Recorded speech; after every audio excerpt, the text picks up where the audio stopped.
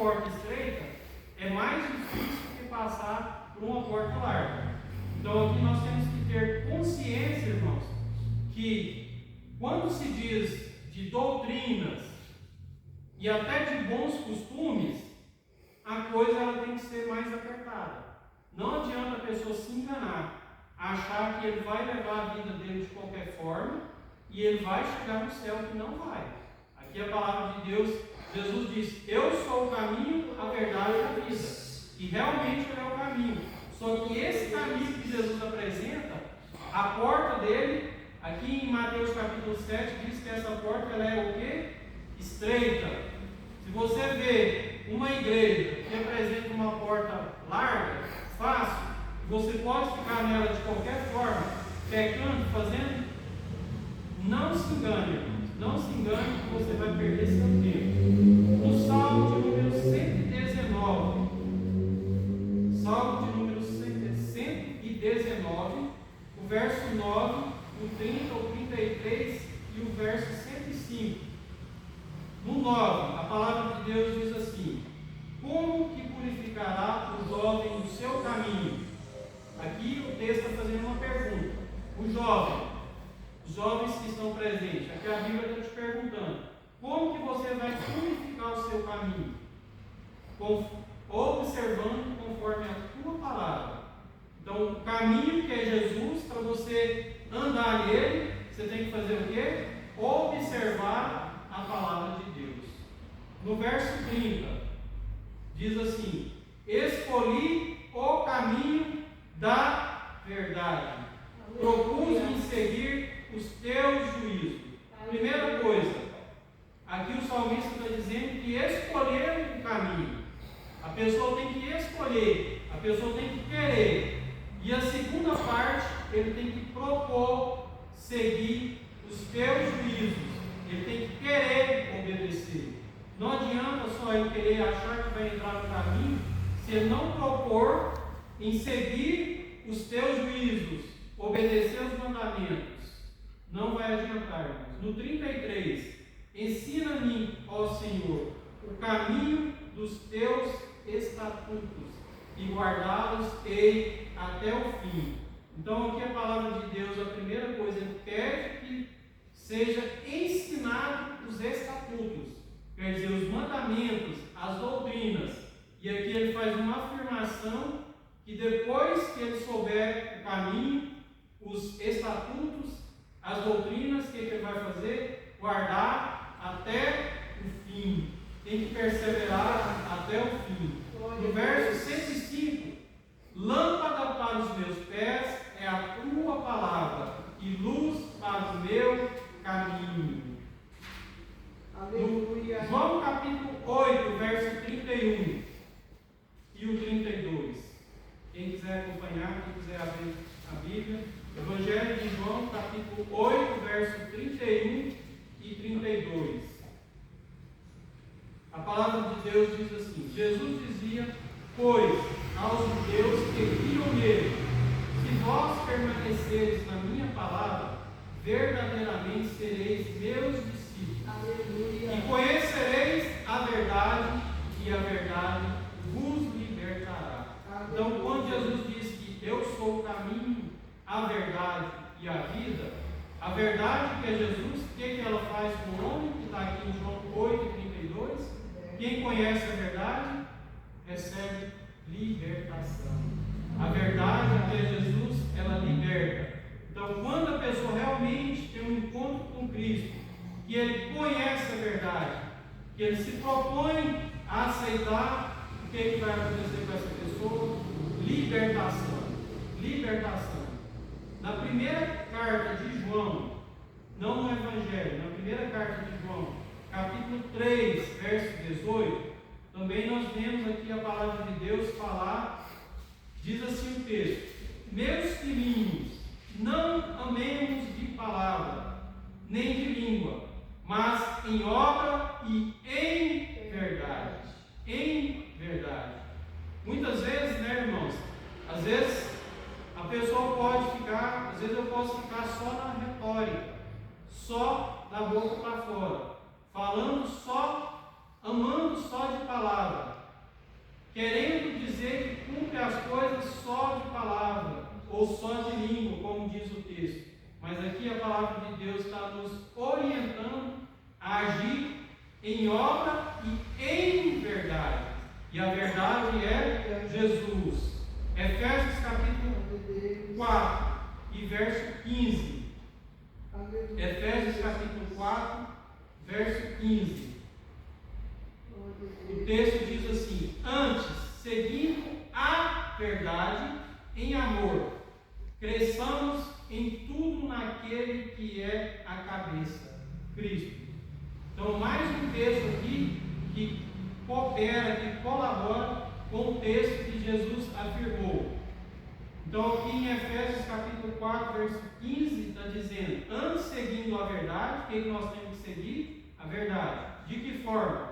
Em amor, cresçamos em tudo naquele que é a cabeça. Então, quem anda na verdade, em amor, ele vai alcançar crescimento espiritual em Cristo Jesus. João capítulo 17 e o verso 17. A palavra de Deus diz assim: santifica-os na tua verdade. A tua palavra é a verdade. Então aqui, irmãos, nesse texto nós observamos que o que traz a verdade é a santificação. Santifica-os na verdade. Tem um texto na Bíblia que diz que seguir a paz com todos e a santificação, sem a qual ninguém verá o Senhor.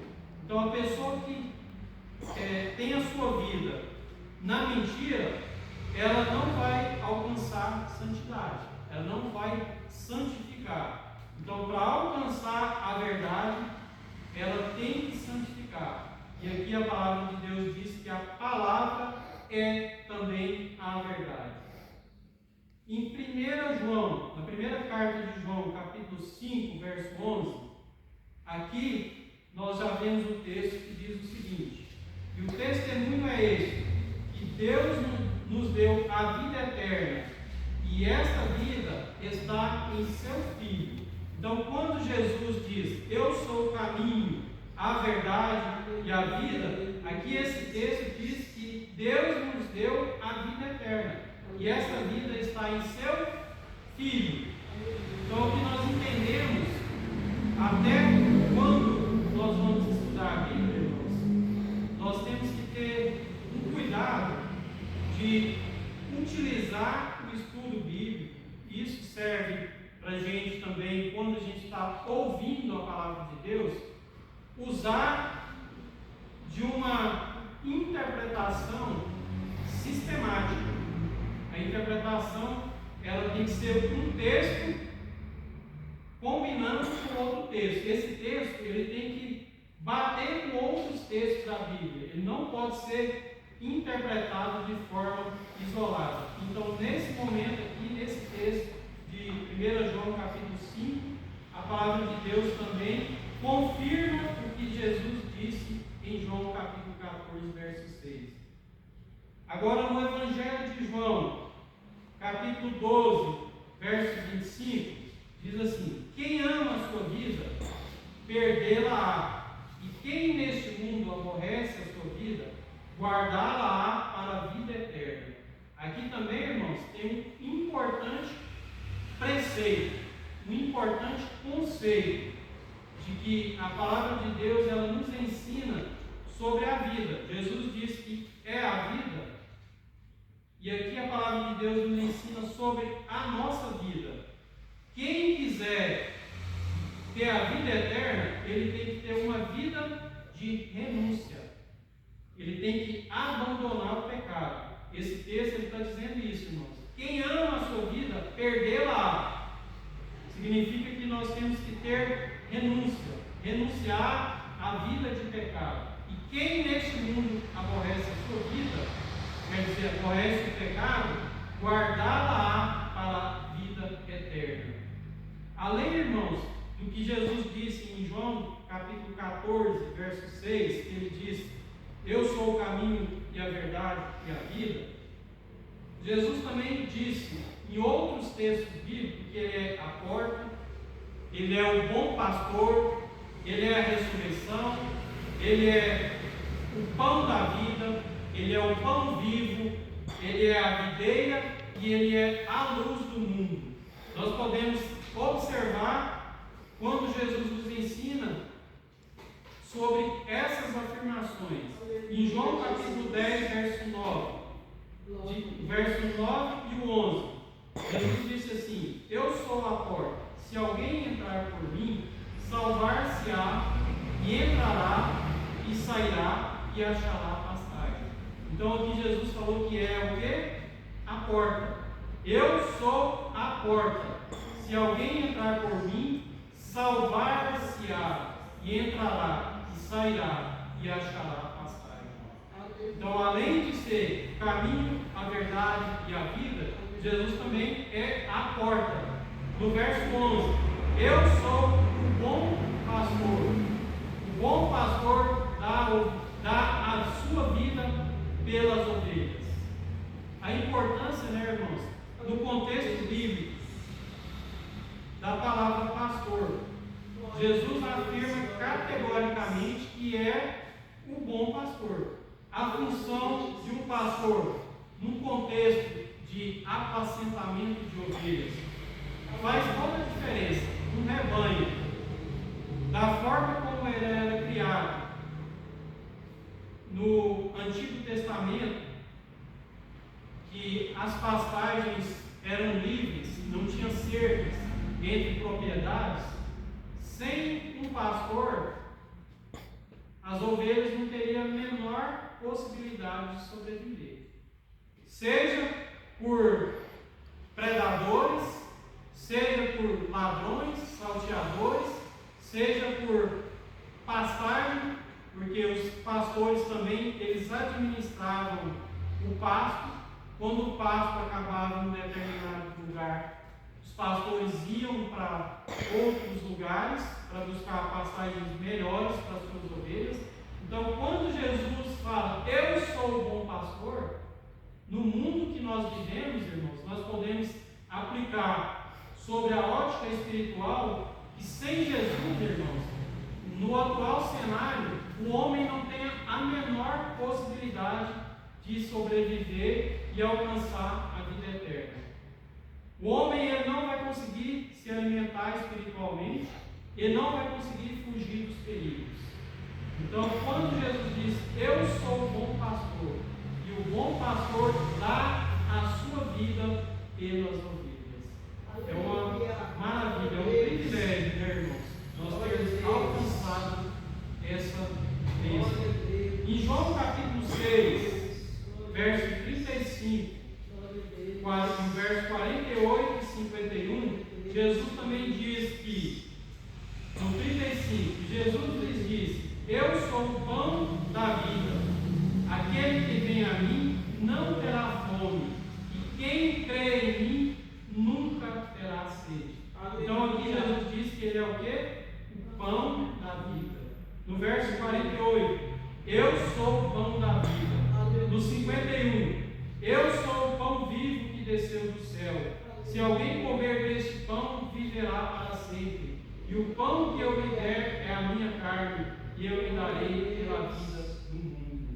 Então aqui mais uma vez nós entendemos e observamos que além do que Jesus disse, que eu sou o caminho, a verdade e a vida, Jesus também disse que é a porta. Jesus também é o bom pastor, Jesus também é o pão da vida, Jesus também é o pão vivo.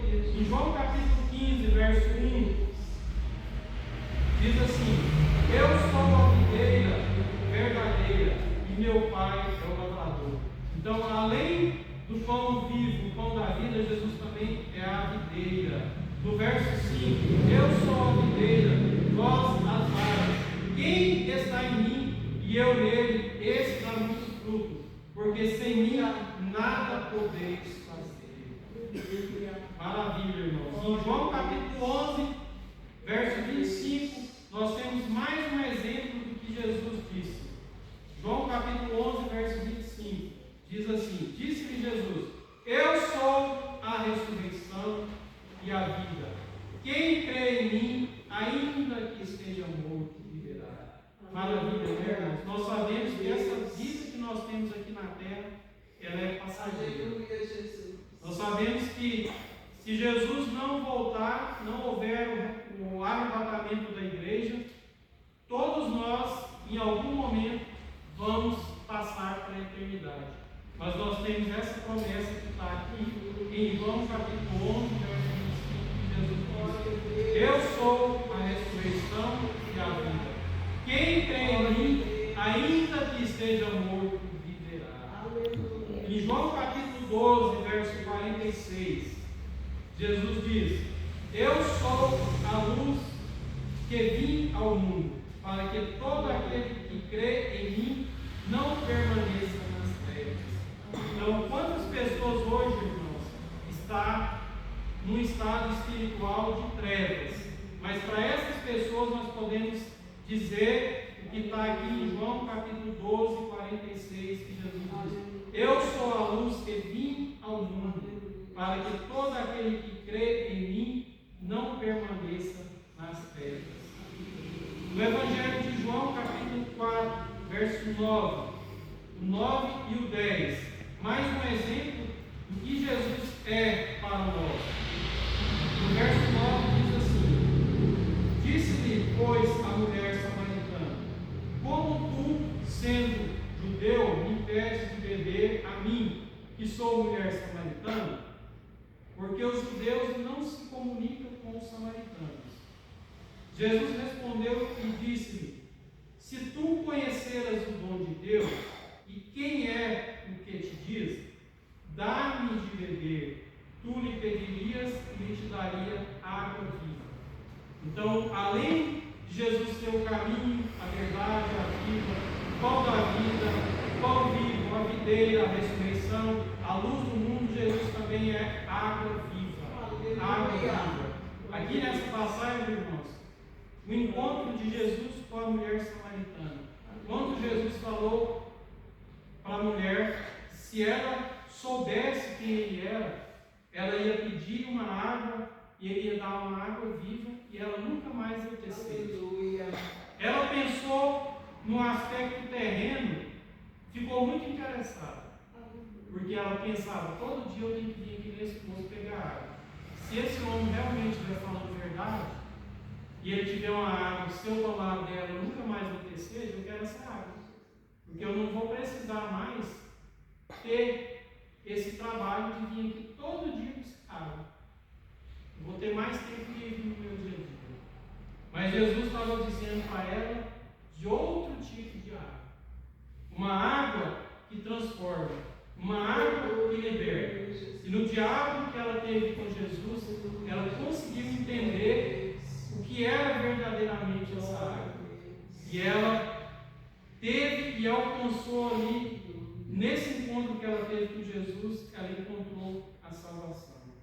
Em João capítulo 7, verso 37, Jesus também diz assim, João capítulo 7, verso 37, e no último dia, o grande dia da festa, Jesus pôs-se em pé e clamou, dizendo: se alguém tem sede, vem a mim e beba. Então todos os que estão com sede, todos os que estão cansados, sobrecarregados, que tenham um encontro com Cristo.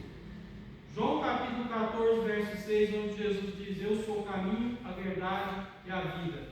Para continuar no caminho, irmãos, isso também é uma informação importante que nós devemos saber. Uma vez que você sabe que Jesus é o caminho, que Ele é a verdade, é a vida, você vai ter que continuar nesse caminho. Não basta você só achar o caminho. Se você sair do caminho, se você não perseverar, se você não chegar lá na frente, não vai adiantar. O que nós devemos fazer? Às vezes nós escutamos pregações, palavras que trazem uma certa simplicidade, no sentido de que basta você só crer. E quando a gente pega esse texto e aplica uma interpretação sistemática, que é a correta, que nós devemos fazer, pegar o texto bíblico e conferir com outros textos, passar pelo crivo de toda a Bíblia, não só de um texto isolado. Em João capítulo 7, verso 38, Jesus disse assim: então, para eu continuar no caminho, o que é que eu tenho que saber? Eu já sei que Jesus é o caminho, que Ele é a verdade e a vida. Mas não adianta só entrar nesse caminho, eu tenho que continuar nesse caminho, eu tenho que perseverar até o fim. Em João capítulo 7, verso 38, está escrito assim: quem crê em mim, Jesus está dizendo, quem crê em mim, como diz a Escritura. Então a forma que eu tenho que crer em Jesus é de que forma? Como diz a Escritura: rios de água viva correrão do seu ventre. E como que as Escrituras dizem que eu devo crer em Jesus? Tem diversos textos bíblicos. Não adianta a gente pegar só um texto e falar: não, aqui está dizendo que basta eu só crer. Mas aqui em João capítulo 7, 38 fala que tem que crer como diz a Escritura. Então nós temos que ler toda a Bíblia, não adianta eu ler só um texto isolado. Isaías capítulo 55, verso 7, pode nos ensinar algo a respeito disso. Isaías capítulo 55, verso 7, diz assim: deixe o ímpio o seu caminho, o homem maligno os seus pensamentos, e se converta ao Senhor, que se compadecerá dele. Torne para o nosso Deus, porque Ele é grandioso em perdoar. Então aqui a primeira coisa: o ímpio tem que deixar o quê? O seu caminho. O homem maligno, os seus pensamentos. Então, a forma de crer conforme as Escrituras é deixar o caminho do ímpio e também os pensamentos malignos. Hebreus capítulo 10, verso 26, diz assim: porque se pecarmos voluntariamente, depois de termos recebido conhecimento da verdade, já não resta mais sacrifício pelos pecados.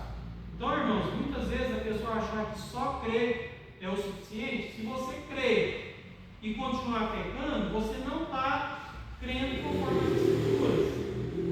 Se o seu pecado é um pecado voluntário, você tem consciência de que está pecando, a Bíblia está dizendo que não resta sacrifício. Então, essa pessoa, ela tem que ter o conhecimento da Bíblia para ela alcançar, sim, o verdadeiro caminho. Efésios capítulo 4, verso 22 a seguir, também nos traz mais exemplos de como é crer conforme as Escrituras. Quem crê em mim, como diz as Escrituras, rios de águas correrão no seu ventre. João 7, 38. Em Efésios capítulo 4, 22 a seguir, diz assim: que quando ao trato passado, os despojeios do velho homem, que se corrompem pelas suas concupiscências do engano. Então aqui a primeira coisa que o texto está falando é que o passado você tem que deixar para trás, você tem que se despojar do velho homem, e vos renoveis no espírito da vossa mente. Tem que ter uma renovação na mente. E vos revistais de novo homem, que segundo Deus é criado em verdadeira justiça e santidade. Então aqui no 24, revistai de novo homem, aquela pessoa que praticava mentira, que furtava. No 25, porque isso deixai a mentira e falai a verdade, cada um com seu próximo, porque somos membros uns dos outros. Irai-vos e não pequeis, não se ponha o sol sobre a vossa ira, não deis lugar ao diabo. Aquele que furtava, não furte mais, antes trabalhe, fazendo com as mãos o que é bom, para que tenha com que repartir com o que tiver necessidade. 29. Não saia da vossa boca nenhuma palavra torta, mas só o que for boa para promover a edificação, para que dê graça aos que ouvem. Então, a forma de crer conforme as Escrituras também está em Efésios capítulo 4, verso 22 até o 29. Aquele que furtava não furta mais, aquele que irava não ira mais, que devemos revestir de um novo homem, que não saia da nossa boca a palavra torta. Então, será que é só simplesmente crer? É crer como diz as Escrituras, observando todos os textos bíblicos, não somente um texto isolado. Então, irmãos, nessa manhã, nós já estamos aqui com o nosso tempo encerrando, mas assim, queria abrir um parênteses e reforçar com os irmãos a necessidade, irmãos, de utilizar a hermenêutica. Essa palavra hermenêutica, ela é utilizada nos cursos de direito, nos cursos de teologia, e na Bíblia, se a gente for observar, a gente não encontra essa palavra, mas a gente encontra Jesus aplicando hermenêutica. Até foi no último sábado que eu estive aqui trazendo a palavra, um dos textos que eu citei aqui, que foi Mateus capítulo 4, que traz a tentação de Jesus. Nesse texto a gente observa que Jesus refutou o diabo, sempre citando textos bíblicos. O diabo, ele tentou Jesus para transformar pedras em pão. Jesus respondeu para ele com Deuteronômio 8:3, nem só de pão viverá o homem. O diabo tentou Jesus para ele se atirar do templo. Jesus refutou o diabo, respondeu o diabo, porque o diabo falou: está escrito que Deus dará ordem aos seus anjos. O diabo citou o Salmo 91. Então Jesus usou de hermenêutica, ou seja, de interpretação sistemática de outro texto bíblico, porque quando você isola um texto, só ele, o perigo que pode acontecer é isso. Então Jesus refutou ele com Deuteronômio 6:16, que é: não tentarás o Senhor teu Deus. O diabo tentou Jesus oferecendo riquezas do mundo, com mentira. A gente sabe que com mentira. Jesus refutou o diabo com Deuteronômio 6:3, que é: só ao Senhor servirás e só a Ele prestarás. Então, irmãos, a importância da gente ter o conhecimento da palavra de Deus como um todo, para que você não caia numa armadilha, num engano de heresias e de palavras que às vezes pega só um texto bíblico isolado. Quando você observa uma palavra, uma pregação, a gente tem muitos exemplos de seitas que existem por conta desse tipo de conduta, de pegar textos bíblicos isolados e querer transformar aquele texto bíblico em uma verdade, sendo que a verdadeira palavra de Deus, ela tem que ser interpretada de forma sistemática e teleológica, com toda a Bíblia e com o objetivo que Deus nos criou. Então, essa palavra, irmãos, que eu quero deixar de meditação nessa manhã, repetindo aqui com os irmãos o que Jesus disse em João capítulo 14, verso 6. Disse-lhe Jesus: eu sou o caminho e a verdade e a vida. Ninguém vem ao Pai senão por mim. Que Deus possa abençoar cada um dos irmãos, que possa levar em paz. E eu agradeço a cada um dos irmãos que estiveram aqui nesta manhã.